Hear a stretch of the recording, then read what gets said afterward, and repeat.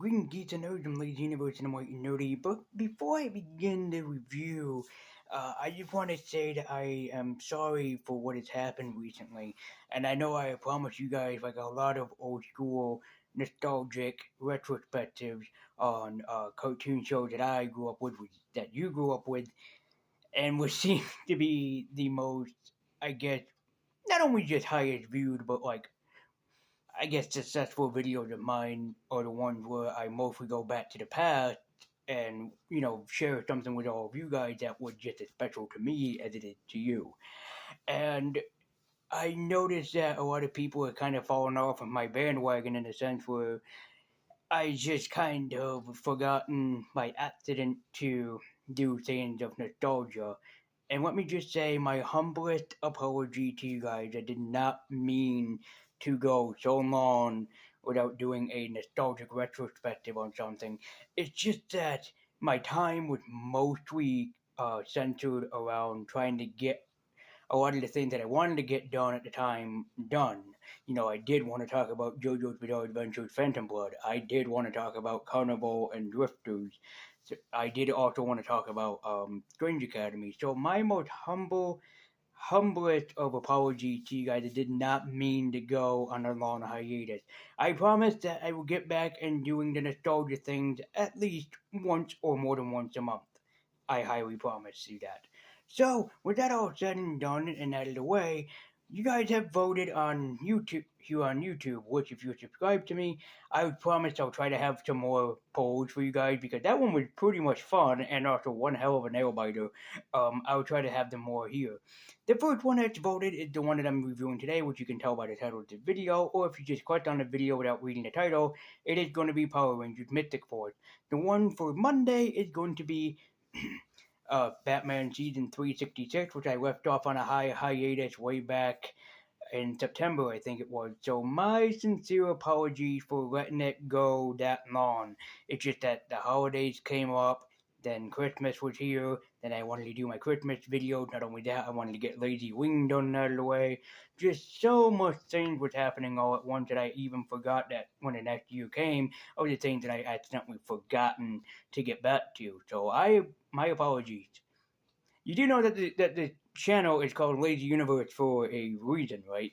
With that all said and done, I'm going to be talking today about one of my favorite Power Rangers series of all time, Power Rangers Mystic Force, which I am going to be talking about. And I know what some people are probably thinking. You're skipping straight to Mystic Force? When you still have seasons like these to talk about? Yeah, I promise to talk about these. If not this year, it will be next year on the channel. I promise you guys that. But yeah, you guys wanted to see Power Rangers Mystic Force, and you're like, golly, gonna get it. But at the time, before I get into the review, the Power Rangers licensing went all over the place. Before, it was owned by Fox Kids and also Saban Entertainment back in the 90s. And it wasn't until the year of 2000 when it was owned and bought out by Disney, who held onto the copyright the longest for almost 10 years before it eventually went to Nickelodeon. And then now it has gone to Netflix. Look, Power Rangers, Saban, whoever owns it, just go back to Disney. It can't do you any more harm. And besides, some of the best Power Rangers series came out when Disney owned it, in my opinion. Aside from Zeo. And also Mighty Morphin. But mostly, every other series that came out was great due to Disney. So let's go to the House of Mouse and see what they cooked up in the magical woods of Briarwood. Let's review Power Rangers Mystic Force. In the past, a group of 5 ancient warriors with powers based upon the elementals all went to war against the evil Mordecai and the Master. 16 years have passed, and all seems right with the world, and all seems right for Briarwood, the place where the original war had taken part of, and everything seemed to be right. But when evil is yet again unleashed and brought upon the world, it's up to a team of 5 average teenagers to become the Power Rangers Mystic Force as they were destined to become. as it will take a special team of 5 young warriors, just like they have in the past, to be trained by a white witch in order to become the Mystic Forest Rangers.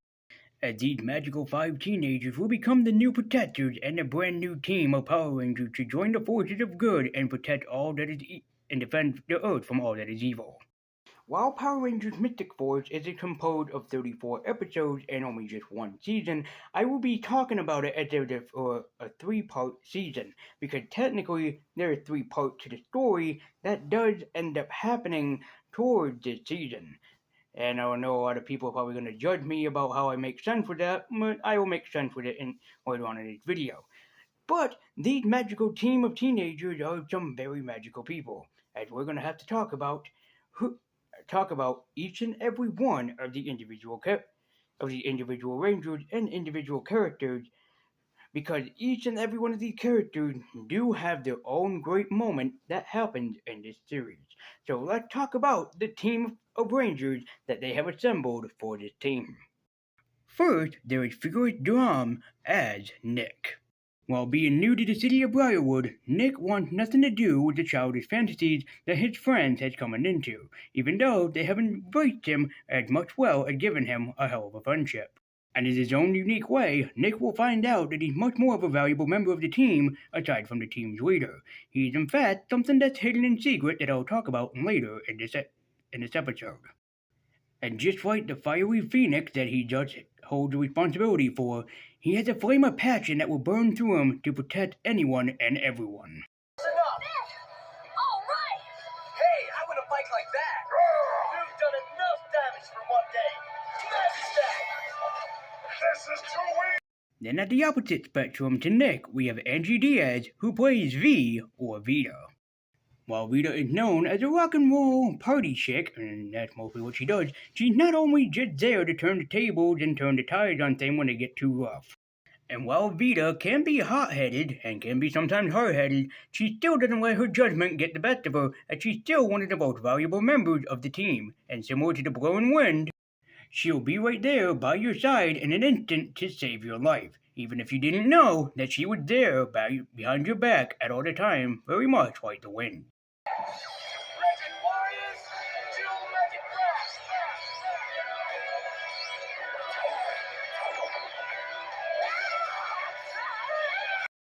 Then there's Richard Brantisano, who plays the role of Xander. While Xander tried to pull off to be the cool guy of the group, Xander is nothing more than a man with an awesome Australian accent, as he later on admits in one of the episodes. But as we also find out, Xander is not so much full of courage. He admits that he's almost afraid of everything, and that he had to put his cowardice behind him and accept bravery. And very similar to that of a strong oak tree, Xander will stand at your back and protect you no matter what the consequences or no matter what happens to him. Mystic Force, fighters! Sweet! Let's get ready to battle!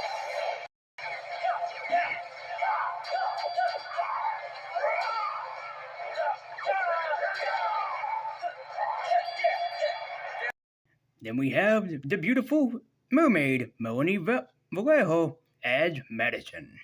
While having the best big sister around, Madison is very much like me, shy, and also can be awkward and can be socially awkward to talk to from time to time.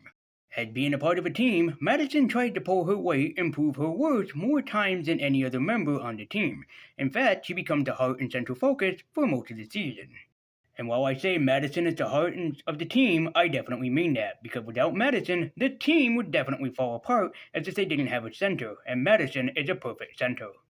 As Madison was also the one to help out Genji when he really needed it later on in the series. And we'll talk about him when I do a top 10 list of favorite episodes, but she even helped out Genji. And so Madison proved to be much more of a valuable member on the team than anyone could ever hope for or count on, and that makes her a very special Blue Ranger indeed, especially to have for a team like this. And then we have Nick Sampson, who is brilliantly playing Chip, my favorite Yellow Ranger. As it's probably best and most accurate to describe Chip as basically the younger brother of the team, the one who the team had to constantly look out for, and also pretty much the weirdo of the team as well too. Chip may be the youngest and the most inexperienced among the group, he is above all not the less of much of a hero, as he later on gets to prove his worth. As it was even Chip who managed to save Vita from being attacked by a vampire plant monster. It's a whole big episode in itself, but trust me, vampire plant monster. The reason why I love Chip so much is with the episode Soul Spectre. In it, a fly and also a spider monster, for some reason, ends up stealing people's souls, and I do mean that. But while the other Rangers are busy, it was Chip who managed to save a father and daughter from sharing a similar experience and having their souls sucked right out of them, or at least trying to. But because Chip is the youngest and most inexperienced, he becomes pissed off, so much so that he accidentally opens up a vial that's left behind with a special trick. As poor Chip gets up infested with a vortex inside of his stomach, so much so that it will destroy him from the inside out if he is not cured because of what he did. As Dagron will end up helping Chip and also promise him the promise that if he were to survive, he would be trained in the realms of knighthood. And this is my favorite Chip episode. While Chip can be a dork, and he is amazingly a big one, especially of Power Rangers, he is above all that of a hero, especially to make a sacrifice, willing to save everyone that he knows and loves. And just like the strike and lightning that he symbolizes, Chip will definitely save your ass and save your life if you ever need him to strike behind you at your back.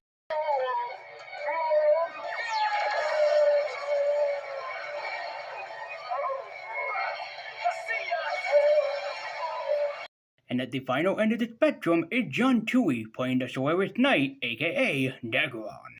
As while Dagron may be an ancient warrior and a mystic master, he is in no need to let any harm come to his friends or the people that he happens to protect. Dagron is wise in his words and always has a weight behind him, and a lot so, John Tui in this role feels a lot like Zordon. But that's not a complaint, that is a compliment. Now let's go.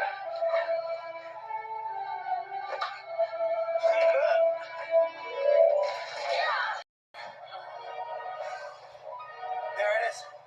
The staff of Topaz.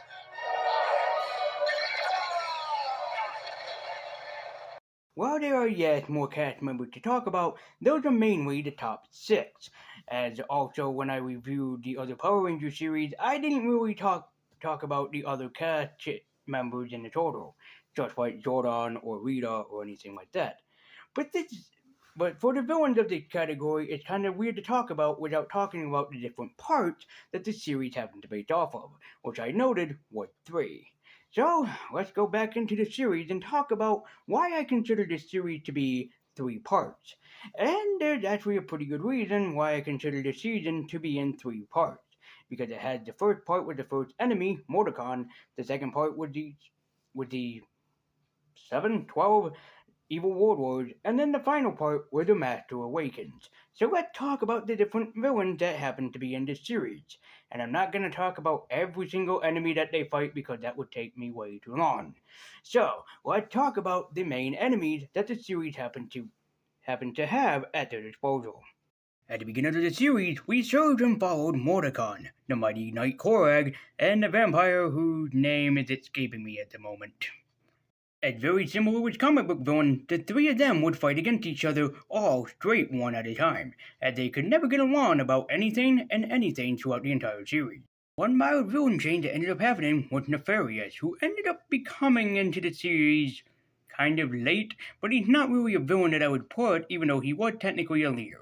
As Mordecon was only defeated within the first 12 episodes of the original series, which is not that pretty long of a time when you stop and think about it. As eventually the Rangers will have to face off against an evil that they have no idea what's coming, the 12 evil warlords, which every one of them is more powerful than the last. As each and every one of these powerful warlords will be their final opponent to be facing off again, and as you'd expect, as I said, more powerful, every single one of them has their own special moments. As it all leads up to the final confrontation with the one only known as the Master, as the Rangers will have to face off against him in a very disappointing 2-parter, unfortunately.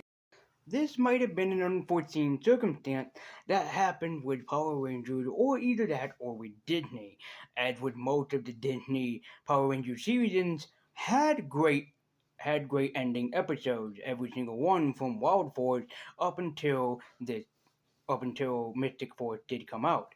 Unfortunately, though, it really does feel like the ball had been dropped with Mystic Force. Maybe this was when budget problems with Disney was ended up happening, and that they couldn't keep pushing the budget because this was filmed in New Zealand, where most Power Rangers series have filmed. But maybe it was a budget problem, as every episode seemed to get better and better by introducing new and more powerful enemies for the Rangers to face, and it was a brilliant strategy to end up trying to do, especially with having the Rangers fight stronger and stronger magical enemies, which is something I really enjoyed.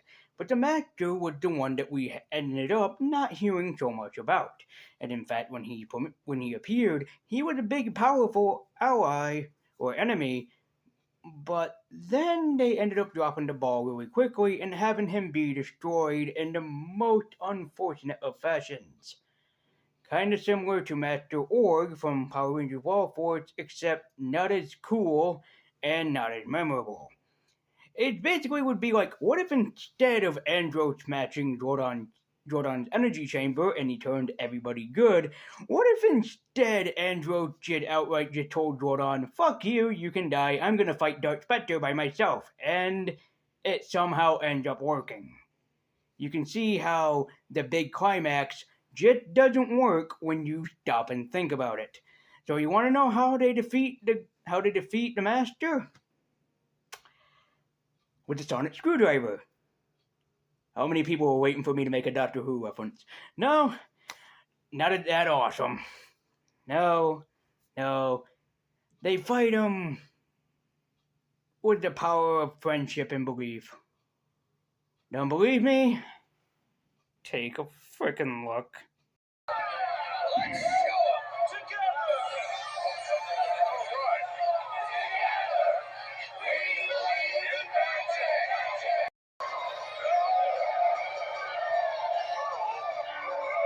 I devour it, yet still it comes! Take you furthermore! I have devoured all I can! But before you knew it, this season was over, and we were going with Operation Overdrive, which, as some people pointed out, is one of the worst seasons, which I have to kind of say that it is, but it does have its own high mark and high moments in it. Before we would get to my favorite of all time series, Jungle Fury, which ended up happening later while Disney still held the rights, which unfortunately they lost it when they did RPM, which I feel like was a really low ball series where they really dropped the ball more times than they should have before Nickelodeon picked it back up with Samurai. And then dropped the ball really fucking low when it came to Megaforce and Super Megaforce. No, I'm not letting that go. If other people can't, I can't either. But it still goes without saying that Mystic Force is one of the best seasons that you should check out. So if you're wondering if Power Rangers had done anything magical-wise, the answer is, of course, yes. Mystic Force was a great tie-in, especially with movies like Harry Potter and Lord of the Rings, making back its own money every single time when it comes out. So, getting on that cash grab was a pretty good deal, as this was one of the best series ever, with an unfortunate, really bad two-part ending. But if you can look that aside, Power Rangers Mystic Force would just so happen to be the series for you, and is the one that I'm recommending that anyone and everyone should check out. Whether you're a Power Ranger fan young or old, do yourself a favor and get into some Mystic Force.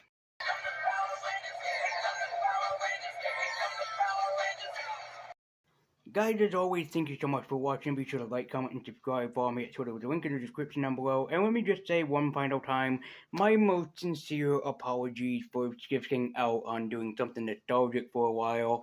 I am going to try and do better this year by giving you guys a lot more nostalgic reviews. I mean, I got plenty of nostalgia, as you can see back here, and some I'm working on because of the last few years that I haven't really tackled down upon it.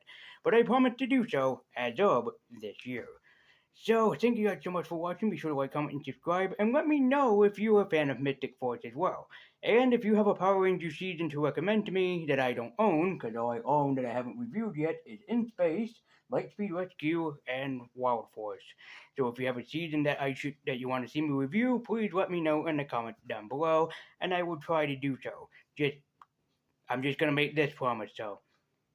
Just don't get pissed off with me if it takes me a while to get working on the series and on the series that you want me to talk about. Like, let's just say that somebody wants me to talk about Dino Thunder or Jungle Fury. Even if it takes me a while to get a hold of the series, I do promise that I will try and get my hands on it and then review it for you guys. So just keep that in mind, please. So, and if you're looking into owning Power Rangers Mystic Force, you can own it pretty cheap through Amazon, which is only costing like $12 or under. That's very, very cheap for a series like this. So, guys, thank you so much for watching. Be sure to like, comment, and subscribe. I've been Lazy Universe. I've been Waiting Nudie. And until next time, go with Source, Mystic Force, and take care. And